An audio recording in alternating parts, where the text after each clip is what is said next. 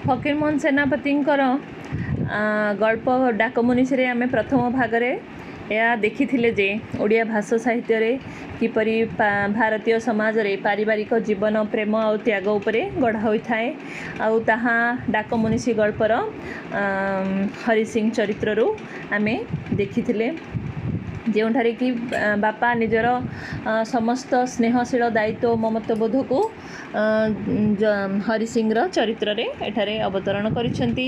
अन्य पक्षरे गोपाल जी की पाश्चात्य संस्कृति रे बा यही पुरातन समाज रे जो शिक्षार प्रवर्तन फल रे मनीष सभ्य और शिक्षित होगा बदल रे किपरि से संपर्क को विच्छिन्न करी भारतीय समाजर परोक्षरे निजर व्यवहार को दर्शाई गोपाल चरित्र माध्यम प्रथम भाग में देखी गोपाल जे कि प्राइमरी रे पढ़े किंतु हरि सिंह तांकर समस्त प्रकार कर्तव्यबोध दायित्वबोध को सुचारू रूपे तुलाई निजर समस्त आर्थिक अनटन सही मध्य से आग को चेष्टा करिसेंती किपरि गोपाल को जेपरि भी हो पोस्टमास्टर करिवे समय सह ताहा भी पूरण होइछि किंतु ताहा परिवर्ते जहाँ माने समय और परिस्थिति हरि सिंह जीवन में बदली भी जाइछि जेतेबेले कि वर्तमान सर्वस्व मनीषटा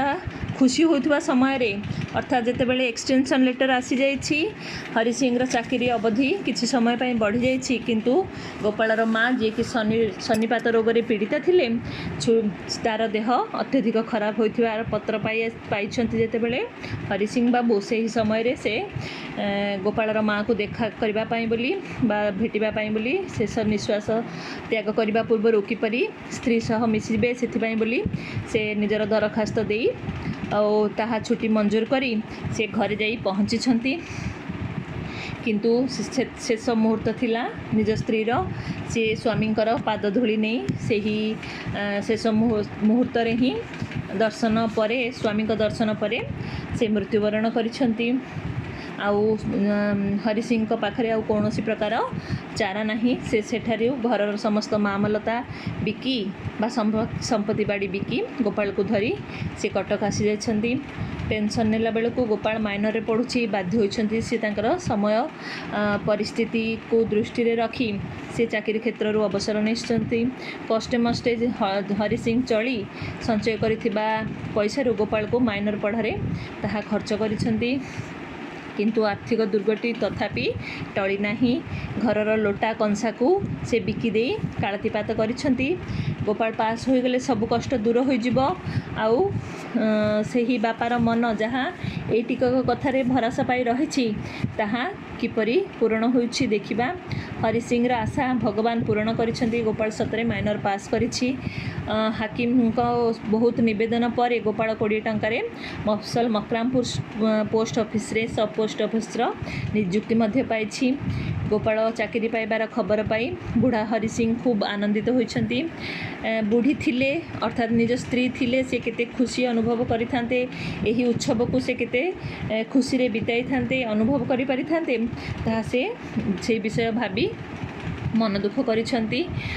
गोपाल हाकिम होइथिबारु हरि सिंह ईश्वर पाखरे मध्य मंगल कामना करने सह निज स्त्री को मन पकाई अश्रु दुई धार आखिरु बुहाइछन्ती। गोपाल प्रथम मासर दरमा बुढ़ा को देला परे बुढ़ा हाकिम पुअर भेक पाई अर्थात परिस्थिति सह निजर परिवेश सह निजर वेश पोशाक उपरे भी से प्राधान्य देछन्ती। पुओ चाकरी कलानी हाकिम हेबा परे तार पोशाक परिवर्तन हेबा उचित से बोली से बापार हाथ में जिते से 20 टंका दे देछन्ती से ही मुहूर्त रे से बाजार को जाई तापाई कुरुता लुगा जोता सबू किणी आनिछन्ती। पुओ प्रति यही स्नेह को गाल्पिका अति सुंदर भाव में वर्णना करछन्ती। गोपाल इंग्लिश रे लेखे बड़ बड़ बाबू सहित कारबार करे समस्त गोपाल चंद्र सिंह को समस्ते डाकमुनिसी बाबूरे जितेबाला डाकती से संबोधन रे बुढ़ा अत्यंत खुशी हो जाए अर्थात हरि सिंह अत्यंत खुशी हो जाए तार से स्वप्न से पूरण कर जहाँ स्वप्न तार गोपाल पाई बोली देखी ताहा पूरण करिथिबा पाई बोली से अत्यंत गर्वित मन करे निज उपरे। किंतु गोपाल जे कि निज बापार मलिया लुगा खंडे पिंधि थिबा बापा को बुढ़ा बापा को आउ पसंद करूना। बुढ़ा बापा जी कि प्रत्येक समय रे पुअर गाधोइबा खाइबा लुगापटा किपरि परिष्कार होई रहबो सेही प्रति सदाबेले व्यस्त थाए। भगवानकर ना भी नेबा पई से भूली जाइछि, किंतु गोपालर से स्नेहशील पिता प्रति थिबा कर्तव्य को गोपाल मध्य भूली सारिछि। धीरे धीरे बुढ़ा बापा प्रति पुत्र गोपालर मन बदली जाइछि।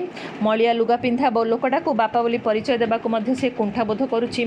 जे दिन सेमिस पिंधिथिबा शिक्षिता स्त्री लोकंक पाख देई मलिया लुगा पिंधा हरि सिंह चली गले, से दिन गोपाल बाबू अपमान बोध करी बुढ़ा उपरे गर गर आरंभ कले।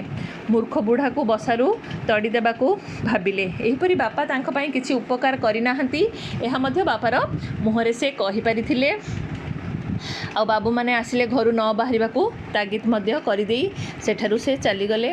गोपाल कथा को अजागा घा बोली एठारे गाल्पिक वर्णना करिसेंती, जहा को कि देखाई हुए नहीं। जहा पुअर जहा भी करिछि गोपाल पुअर भूल बोली भाबी से मनस्ताप करिसेंती। दुई धार लुह ढाली देइछंती। भगवान को किछि भी न जणाई निज स्त्री को जे कि दुख सुखरे साथी थिला, सी ही एकमात्र भरोसा थिला एही परिस्थितिर, किंतु से आउ पाखरे नाही। सेही कथा को चिंता करी से कांदिछंती, किंतु अत्यधिक कांदिबा द्वारा जे गोपालर अमंगल हेबो एहा भाबी निज मन को बुझाई से सेठरे चुप रही जाइछंती।